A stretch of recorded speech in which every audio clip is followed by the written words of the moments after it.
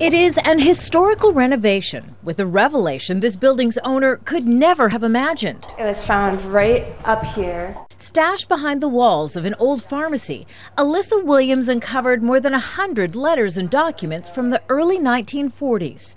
Most are written in Japanese and are addressed to the pharmacy's Japanese-American owner in Denver, Colorado. Sent from friends and acquaintances, separated from their loved ones and held for years in U.S. government internment camps.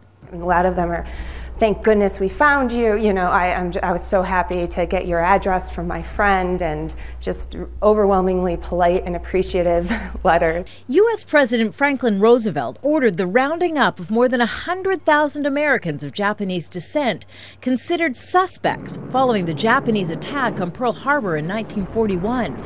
They were ordered to give up everything they had. For 4 years, they lived in remote, often desolate camps in the American West, in substandard housing with little access to health care and poor nutrition. This monument in Washington, D.C. is a reminder of that painful moment in American history. In 1988, the U.S. government apologized and said its actions decades earlier were the result of racial prejudice, war hysteria, and a failure of political leadership.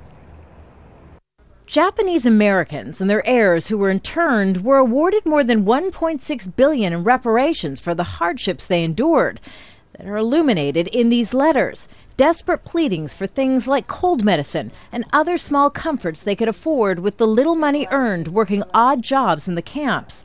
Sam Terasaki worked briefly at the pharmacy and says the letters are an important find. Every bit of information that you get, whether it be in my culture or otherwise. I think too many people don't pay enough attention to history. This is part of history. That he hopes will be preserved and not forgotten, thanks to an unexpected stash of documents offering a glimpse into a painful past. Kimberly Helkett, Al Jazeera.